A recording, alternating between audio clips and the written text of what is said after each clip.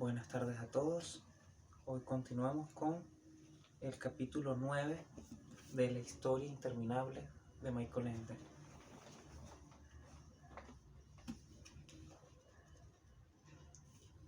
Capítulo 9. La ciudad de los espectros. Imponente resonaba la voz de Fujur, como una campana de bronce, en algún lugar situado sobre las espumosas olas. Atreyu, ¿dónde estás, Atreyu? Hacía tiempo que los gigantes de los vientos habían terminado su lucha y se habían separado.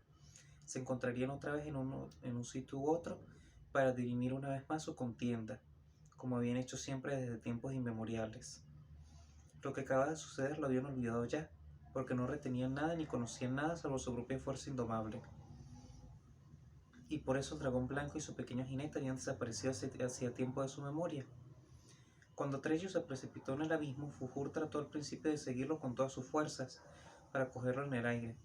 Sin embargo, un viento huracanado había levantado al dragón y lo había arrastrado lejos, muy lejos. Cuando Fujur volvió, los gigantes de los vientos vociferaban ya sobre otro punto del mar. Fujur se esforzó desesperadamente por encontrar otra vez el lugar en que Atreyu debía de haber caído al agua, pero hasta para un dragón blanco de la suerte es imposible descubrir en la espuma hirviente de un mar revuelto el puntito diminuto de un cuerpo que flota, o el de un ahogado en su fondo. Sin embargo, Fujur no quiso renunciar. Subió muy alto en el aire para poder ver mejor, voló luego a poca distancia de las olas y describió círculos, cada vez más amplios. Mientras tanto no cesaba de llamar a Atreyu, con la esperanza de divisarlo aún entre la espuma. Era un dragón de la suerte y nada podía quebrantar su convicción de que, a pesar de todo, la casa acabaría bien. Pasase lo que pasase, Fujur no se daría por vencido. Atreyu, retumbaba su voz poderosa en medio del rugido de las olas. Atreyu, ¿dónde estás? Atreyu vagaba por las calles de una ciudad abandonada en medio de un silencio sepulcral. El espectáculo era agobiante y siniestro. No parecía haber ningún edificio que simplemente por su aspecto exterior no produjera una impresión amenazadora y maldita, como si la ciudad entera se compusiera solo de castillos de fantasmas y casas embrujadas. Sobre las calles y callejas tan tortuosas y torcidas como todo en aquel país, colgaban monstruosas telas de araña, y un olor nauseabundo subía de los ventanucos de los sótanos y de los pozos secos. Atreyu se había deslizado al principio de esquina en esquina para no ser descubierto, pero pronto no se esforzó ya por ocultarse. Plazas y calles estaban vacías y tampoco en los edificios había movimiento. Entró en algunos, pero solo encontró muebles volcados, cortinas rasgadas, vajilla y cristal hecho añicos, todos los signos de desolación, pero ningún habitante. Sobre una mesa había aún comida a medio comer, unos platos con sopa negra y unos con restos pegajosos que quizás fueran pan. Comió de ambas cosas. Sabían repulsivamente, pero tenía mucha hambre. En cierto sentido le pareció muy justo haber ido a parar precisamente allí. Aquello era lo adecuado para alguien a quien no le quedaba ya esperanza. Bastián se sentía muy debilitado por el hambre. El cielo sabe por qué, precisamente entonces, de forma muy poco oportuna, recordó la tarta de manzana de la señorita Ana, la mejor tarta de manzana del mundo. La señorita Ana venía 3 veces por semana, escribía a máquina para su padre y ponía orden en la casa. La mayoría de las cosas cocinaba o hacía algún pastel. La mayoría de las veces cocinaba o hacía algún pastel. Era una persona robusta, que hablaba y se reía despreocupadamente. El padre de Bastián era cortés con ella, pero por lo demás apenas parecía darse cuenta de su presencia. Muy rara vez conseguía la señorita Ana que en el rostro preocupado de él apareciese fugazmente una sonrisa. Cuando eso ocurría, la casa se volvía un poco más luminosa. La señorita Ana tenía una hijita, aunque no estaba casada. La niña se llamaba Krista, tenía 3 años menos que Bastián y un pelo rubio precioso. Antes, la señorita Ana había traído casi siempre con ella a su hijita. Krista era muy tímida. Cuando Bastián le contaba cuentos durante horas, se quedaba muy quieta y la escuchaba con ojos muy abiertos. Admiraba a Bastián y a ella le caía muy bien. Sin embargo, hacía un año la señorita Ana había llevado a su hijita a un hogar escolar en el campo, y ahora no se veían casi nunca. Bastián se le había tomado bastante mal a la señorita Ana, y todas las explicaciones de ella de por qué era mejor así para Krista no lo habían convencido. Con todo, nunca podía resistirse a su tarta de manzana. Bastián se preguntó cuánto tiempo podía aguantar un hombre sin comer. 3 días, 2. Se sentía en alucinaciones y al cabo de 24 horas. Bastián contó con los dedos el tiempo que llevaba allí, 10 horas o incluso algo más. Si se hubiera guardado el bocadillo del colegio o por lo menos la manzana. Al tembloroso resplandor de las velas, los ojos de cristal del zorro, la lechuza y el enorme águila parecían casi vivos. Las sombras de los animales se agitaban enormes en la pared del desván. El reloj de la torre dio 7 campanadas.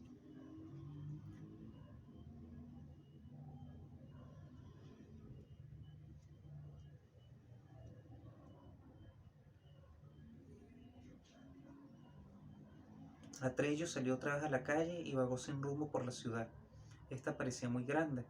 Atravesó barrios en donde todas las casas eran pequeñas y bajas, de forma que de pie llegaba al alero de los tejados, y otros barrios en donde se alzaban palacios de muchas plantas y fachadas decoradas con estatuas. Sin embargo, todas esas estatuas representaban esqueletos o figuras demoníacas que, con sus rostros grotescos, miraban fijamente al solitario vagabundo. Y entonces se quedó de pronto clavado en el suelo. En algún sitio muy cerca sonó un aullido ronco y gutural que parecía tan desesperado, tan inconsolable, que a Atreyu se le partió el corazón. Todo el abandono, toda la maldición de las criaturas de las tinieblas estaban en aquel lamento, que parecía no querer acabar nunca y era devuelto como un eco por los muros de edificios cada vez más lejanos, hasta que finalmente sonó como una manada dispersa de gigantescos lobos. Atreyu se dirigió hacia aquel sonido que se hacía cada vez más suave y extinguió por fin en un ronco sollozo. Pero tuvo que buscar algún tiempo. Atravesó una entrada, llegó a un patio estrecho y sin luz, cruzó un arco y llegó por fin a un patio interior húmedo y sucio. Y allí, encadenado ante un hueco del muro, había un enorme hombre lobo, medio muerto de hambre. Se le podían contar las costillas bajo la sarnosa piel. Las vértebras de su espina dorsal sobresalían como dientes de sierra y la lengua le colgaba de las fauces semiabiertas. Atreyu se acercó a él sin hacer ruido. Cuando el hombre lobo lo vio, levantó con una sacudida su formidable cabeza. En sus ojos se encendió una luz verde. Durante un rato se miraron fijamente sin decir palabra ni decir ruido alguno. Por fin el hombre lobo dejó oír un rugido suave sumamente peligroso. «Vete, déjame morir tranquilo». Atreyu no se movió. Igual de suave respondió: «He oído tu llamada y por eso he venido». El lobo echó hacia atrás la cabeza. «No he llamado a nadie. Era mi lamento fúnebre». «¿Quién eres?», preguntó Atreyu dando otro paso adelante. «Soy Gomork, el hombre lobo». «¿Por qué estás aquí encadenado? Se olvidaron de mí al marcharse». «¿Quiénes?». «Los que me pusieron estas cadenas». «¿Y a dónde fueron?». Gomork no respondió. Miró a Atreyu expectante con los ojos semicerrados. Tras un largo silencio dijo: «Tú no eres de aquí, pequeño extranjero, ni de esta ciudad ni de este país. ¿Qué buscas?». Atreyu bajó la cabeza. «No sé cómo he llegado hasta aquí. ¿Cómo se llama esta ciudad?». «Es la capital del más famoso país de fantasía», dijo Gomork. «Sobre ningún otro país o ciudad corren tantas historias. Estoy seguro de que también tú habrás oído hablar de la ciudad de los espectros, en el país de la gentuza, ¿no?». Atreyu sintió lentamente. Gomork no había perdido de vista al muchacho. Le extrañaba que aquel chico de piel verde pudiese mirarlo tan tranquilo con sus grandes ojos negros, sin mostrar ningún miedo. «¿Y tú? ¿Quién eres tú?», preguntó.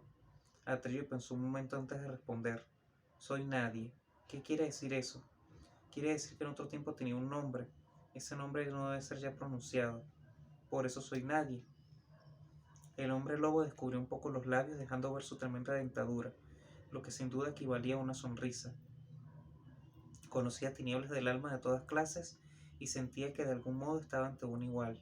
«Si eso es así, nadie me ha oído, nadie ha venido hasta aquí y nadie ha hablado conmigo en mi última hora». Otra vez asintió Atreyu. Luego preguntó: «¿Y no podría nadie quitarte esta cadena?». La luz verde de los ojos de los hombres lobos tembló. Él empezó a jadear y a lamerse los labios. «¿Lo harías de veras?», balbuceó. ¿Saltarías a un hombre lobo hambriento? No sabes lo que eso significa, nadie estaría seguro de mí. Sí, dijo Atreyu, pero yo soy nadie. ¿Por qué habría de tenerte miedo? Quiso acercarse a Gomor, pero él lanzó una vez más su rugido profundo y terrible. El muchacho retrocedió. ¿No quieres que te ponga en libertad?, preguntó. El hombre lobo apareció de pronto muy cansado. No puedes hacerlo, pero si te pones a mi casa tendré que hacerte pedazos, hijito. Eso solo retrasaría mi fin un poco, unas 2 horas. De manera que apártate y déjame reventar tranquilo. Atreyu reflexionó. Quizá pueda encontrar algo de comer para ti. Podría buscar en la ciudad.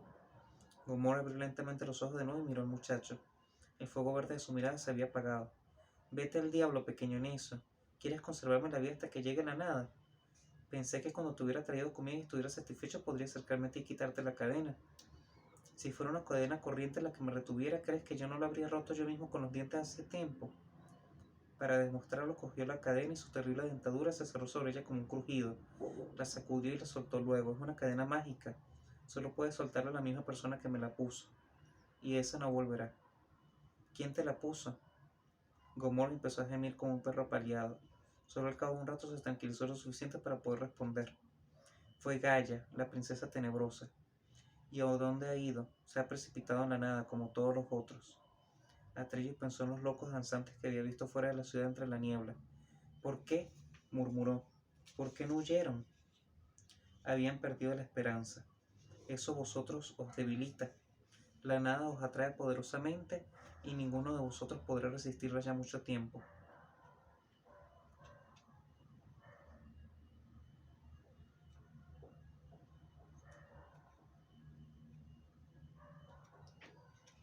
Al decir eso, Gomor soltó una risa profunda y maligna. ¿Y tú?, siguió preguntando Atreyu. Hablas como si no fueras uno de nosotros. No soy uno de vosotros. ¿De dónde vienes entonces? ¿No sabes que es un hombre lobo? Atreyu negó en silencio con la cabeza. Tú solo conoces fantasía, dice Gomor, pero hay otros mundos, por ejemplo el de las criaturas humanas. Y hay también seres que no tienen mundo propio. En cambio pueden entrar y salir de muchos mundos. Yo soy de esos. En el mundo de los hombres paso hambre, pero no lo soy. Y en fantasía tengo figura fantástica, sin ser uno de vosotros. Atreyu se sentó lentamente en el suelo y miró con sus ojos grandes y negros al hombre lobo agonizante. ¿Tú has estado en el mundo de las criaturas humanas? He ido y venido a menudo entre su mundo y el vuestro. Gomork, tartamudeó Atreyu sin poder evitar que le temblaran los labios. ¿Puedes enseñarme el camino de ese mundo? En los ojos de Gomork brilló una chispita verde. Era como si riera por dentro. Para tú y tus iguales el camino de ida es muy fácil.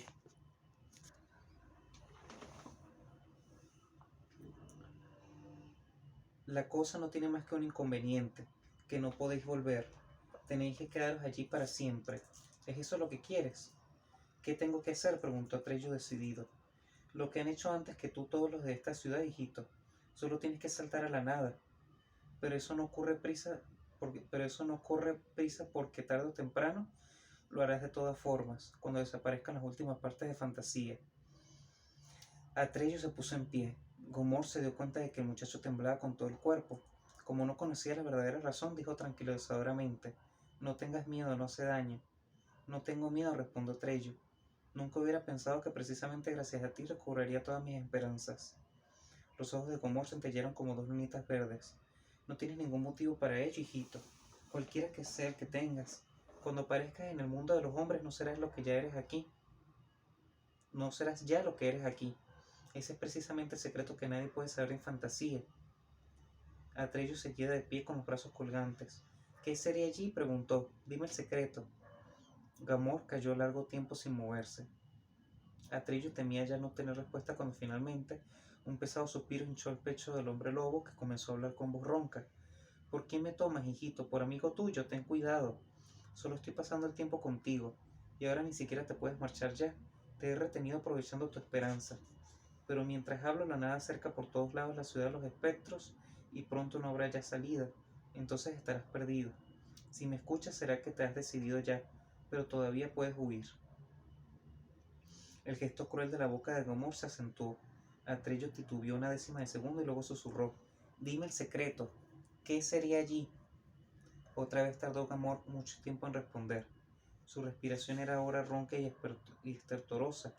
Sin embargo, de pronto se incorporó, de forma que quedó apoyado en las arpas delanteras, y Atreyu tuvo que mirarlo. Solo entonces se dio cuenta de todo su tamaño y todo su horror. Cuando el hombre lobo habló de nuevo, su voz sonó áspera. ¿Has visto la nada, hijito? Sí, muchas veces. ¿Qué te parece? Como si uno estuviera ciego. Bueno, pues cuando entréis en ella se apodera de vosotros, quiero decir, la nada. Sois como una enfermedad contagiosa que hace ciegos a los hombres, de forma que no pueden distinguir ya entre apariencia y realidad. ¿Sabes cómo os llaman allá? ¿Allí? No, susurró Atreyu. Mentiras, ladró Gomorco. Atreyu sacudió la cabeza, sus labios se habían quedado exangües. ¿Cómo puede ser eso? Gomor se ensañó al ver el espanto de Atreyu. La conversación lo animaba visiblemente. Tras una pequeña pausa siguió diciendo: «Me preguntas qué serás allí y qué eres aquí. ¿Qué sois los seres de fantasías? Sueños, invenciones del reino de la poesía, personajes de una historia interminable. ¿Crees que eres real, hijito? Bueno, aquí en tu mundo lo eres, pero si atraviesas la nada no existirás ya. Habrás quedado desfigurado, estarás en otro mundo. Allí no tienes ningún parecido con vosotros mismos. Lleváis la ilusión y la ofuscación al mundo de los hombres. ¿Sabes, hijito, lo que pasará con todos los habitantes de la ciudad de los espectros que han saltado a la nada? No, tartamudeó Atreyu. Se convertirán en desvaríos de la mente humana, imágenes del miedo cuando en realidad no hay nada que temer, deseos de cosas que enferman a los hombres, imágenes de la desesperación donde no hay razón para desesperar. ¿Todos seremos así? No. Hay muchas clases de locura y ofuscación. Según lo que sois aquí, hermosos o feos, tontos o listos, seréis allí mentiras hermosas o feas, tontas o inteligentes. ¿Y yo? ¿Qué seré yo?, quiso saber Atreyu. Gomor sonrió irónicamente. Eso no te lo digo, hijito, ya lo verás. O mejor, no lo verás porque ya no serás tú. Atreyu cayó mirando al hombre lobo con ojos muy abiertos. Gomor continuó: por eso los seres humanos odian y temen la fantasía y a todo lo que procede de aquí. La quieren aniquilar y no saben que precisamente así aumentarán la oleada de mentiras que caen interrumpidamente en su mundo. Esa corriente de seres desfigurados que tienen que llevar allí una existencia ficticia de cadáveres vivientes y envenenan el alma de los hombres con su olor a podrido. Los hombres no lo saben, ¿no es gracioso? Y no hay nadie, preguntó Atreyu en voz baja, que no nos odie ni nos tema. Yo al menos no conozco a nadie, dijo Comorco. Y tampoco es de extrañar, porque vosotros mismos tenéis que resignaros allí a hacer creer a los hombres que fantasía no existe. ¿Que no existe fantasía?, repitió Atreyu desconcertado. Claro, hijito, respondió Gomorco. Eso es precisamente lo más importante. No puedes imaginártelo. Solo si creen que no existe fantasía, no se les ocurrirá visitaros. Y de eso depende todo, porque únicamente cuando no os conocen en vuestro verdadero aspecto, puede hacerse con ellos cualquier cosa. ¿Hacer con ellos qué? Todo lo que se quiere. Se tiene poder sobre ellos. Y nada da un poder mayor sobre los hombres que las mentiras, porque esos hombres, hijito, viven de ideas, y éstas se pueden dirigir. Ese poder es el único que cuenta. Por eso yo también he estado al lado del poder y lo he servido, para poder participar de él, aunque de una forma distinta que tú y tus iguales. Yo no quiero participar de él, balbuceó Atreyu. Calma, pequeño necio, gruñó el hombre lobo. En cuanto te llegue el turno de saltar a la nada, serás también un servidor del poder, desfigurado y sin voluntad. ¿Quién sabe para qué le servirás? Quizá con tu ayuda harán que los hombres compren lo que no necesiten, odien lo que no conocen, crean lo que los hace sumisos o duden lo que los podría salvarlos. Con vosotros, pequeños fantasios, se harán grandes negocios en el mundo de los hombres, se declararán guerras, se fundarán imperios mundiales.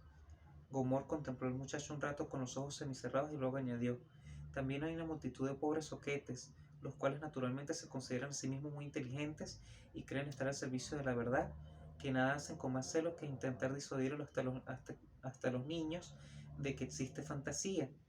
Quizá tú les seas útil precisamente a ellos. Atreyu conservó la cabeza baja.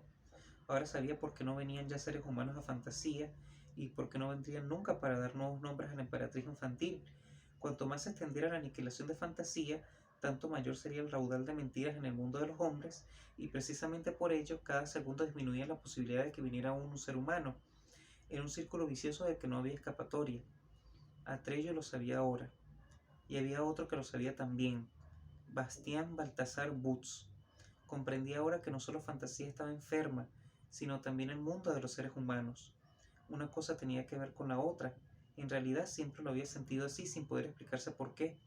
Nunca había querido aceptar que la vida fuera tan gris e indiferente, tan sin secretos ni maravillas como pretendían las personas que decían la vida es así.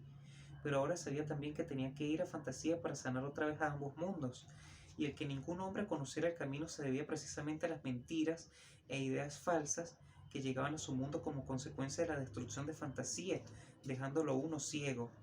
Con espanto y vergüenza, Bastián pensó sus propias mentiras. Las historias inventadas que contaba no eran mentiras, eran otra cosa, pero en algunas ocasiones había mentido de forma totalmente consciente y deliberada, a veces por miedo, a veces por conseguir algo que quería sin falta, a veces también solo para darse importancia. ¿Qué criaturas de fantasía había aniquilado, desfigurado y maltratado con ello? Intentó imaginarse cómo podía haber sido antes su verdadera figura, pero no pudo, quizá precisamente porque había mentido. En cualquier caso, una cosa era segura, también él había contribuido a que las cosas fueran tan mal en fantasía, y quería hacer algo por arreglarlas. Te debía eso a Trello, que estaba dispuesto a cualquier cosa solo para buscarlo. No podía ni quería defraudarlo, tenía que encontrar el camino. El reloj de la torre dio las 8. El hombre lobo había observado atentamente a Trello. Ahora ya sabes cómo puedes ir al mundo de los hombres, dijo. Sigues queriéndolo, hijito. Atrello negó con la cabeza. No quiero convertirme en mentira, murmuró. Te convertirás, quieras o no, respondió Gomor casi alegremente. ¿Y tú? Preguntó Atrello, ¿por qué estás aquí? Tenía una misión, dijo Gomor de mala gana. ¿Tú también? Atrello miró al hombre lobo con atención y casi con simpatía. ¿Y la has cumplido? No, gruñó Mork. Si no, desde luego no estaría encadenado. Las cosas no fueron demasiado mal al principio, hasta que llegué a esta ciudad. La princesa tenebrosa que reinaba aquí me recibió con todos los honores. Me invitó a su palacio y me trató magníficamente y habló conmigo y se portó con todo como si estuviera de mi parte. Bueno, las criaturas del país de la gentuza me eran naturalmente bastante simpáticas y me sentía, por decirlo así, como en mi casa. Y la princesa tenebrosa a su estilo era una mujer muy hermosa, al menos para mi gusto. Me acariciaba y rascaba y yo me dejaba hacer porque era muy agradable. Nadie me había acariciado ni rascado así. En pocas palabras perdí la cabeza y empecé a hablar demasiado, y ella hizo como si me mirase de qué manera hasta que finalmente le dije cuál era mi misión. Seguramente me narcotizó porque por lo general tengo el sueño ligero, y entonces me desperté, estaba cargado de cadenas. La princesa tenebrosa estaba ante mí y me dijo bajo olvidado Gomork que también yo soy una de las criaturas de fantasía, y si luchas contra fantasía, luchas contra mí. Por lo tanto, eres mi enemigo, pero yo he sido más lista. Esa cadena solo la puedo abrir yo. Sin embargo, ahora me iré a la nada con mis sirvientes y no volveré jamás. Y dando media vuelta se fue, pero no todos siguieron su ejemplo. Solo cuando la nada se acercó cada vez más y más, los habitantes de la ciudad se sintieron atraídos con tanta fuerza que no pudieron resistir. Y precisamente hoy, si no me equivoco, han cedido también los últimos. Pero tú, hijito, has caído en la misma trampa. Me has escuchado demasiado tiempo. En este momento la nada se ha cerrado en torno a la ciudad como un dogal. Estás atrapado y no puedes huir ya. Entonces moriremos juntos, dijo Atrello. Eso desde luego, respondió Comor, pero de forma muy distinta, pequeño necio, porque yo moriré antes que la nada llegue aquí, pero tú serás tragado por ella. Es una gran diferencia. La historia de quien muere antes termina, pero la tuya continuará sin fin, en calidad de mentira. ¿Por qué eres tan malo?, preguntó Atrello. Vosotros teníais un mundo, pero yo no, respondió sombríamente Gomor. ¿Cuál era tu misión? Gomor, que hasta entonces había permanecido aún erguido, se dejó resbalar hasta el suelo. Sus fuerzas se acababan visiblemente. Su ronca voz sonaba otra vez adiante. Aquellos a quienes sirvo y que decidieron la aniquilación de fantasía vieron su plan en peligro. Supieron que la emperatriz infantil había enviado un emisario a un gran héroe y parecía que él podría lograr llevar a una criatura humana fantasía. Era absolutamente necesario matarlo antes. Para eso me enviaron a mí, porque habían viajado mucho por fantasía. Encontré enseguida su rastro. Lo seguí de día y noche. le di poco a poco alcance a través del país de los azafranios, Muasmas, el templo de la selva, el bosque de Jaule, el pantano de la tristeza, las montañas muertas, y entonces en el abismo profundo, junto a la red de Gramul, perdí su rastro, como si se hubiera volatilizado. Seguí buscando en algún sitio debía estar, pero nunca más encontré sus huellas, y así llegué finalmente hasta aquí. No lo he logrado, pero él tampoco, porque fantasía se hunde. Su nombre, por cierto, era Trello. Gomor levantó la cabeza. El muchacho había dado un paso atrás y se había erguido. Soy yo, dijo. Yo soy Atreyu. Un estremecimiento recorrió el cuerpo extenuado del hombre lobo. El estremecimiento se repitió haciéndose más intenso. Entonces de la garganta de Gomor brotó un sonido que parecía una tos jadeante. Se hizo cada vez más fuerte y áspero y se convirtió en un aullido que retumbó en todas las paredes. El hombre lobo se reía. Era el sonido más espantoso que Atreyu había oído nunca y jamás volvería a oír nada parecido. Luego el sonido cesó súbitamente. Gomork había muerto. Atreyu se quedó largo rato inmóvil. Finalmente se acercó al hombre lobo muerto. Él mismo no sabía por qué. Se inclinó sobre su cabeza y acarició con la mano su piel velluda y negra. Y en ese mismo instante, más rápidos que el pensamiento, los dientes de Gomor se cerraron, mordiendo la pierna de Atreyu. Hasta más allá de la muerte, la maldad de Gomor era inmensa. Desesperado, Atreyu intentó abrir la presa. Fue en vano.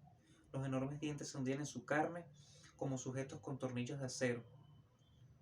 Atreyu se dejó caer junto al cadáver del hombre lobo sobre el suelo sucio. Paso a paso, irresistible y silenciosa, la nada iba penetrando por todas partes a través de los altos muros negros que rodeaban la ciudad. Y así finaliza el 9º capítulo de la historia interminable. Muchas gracias por escuchar.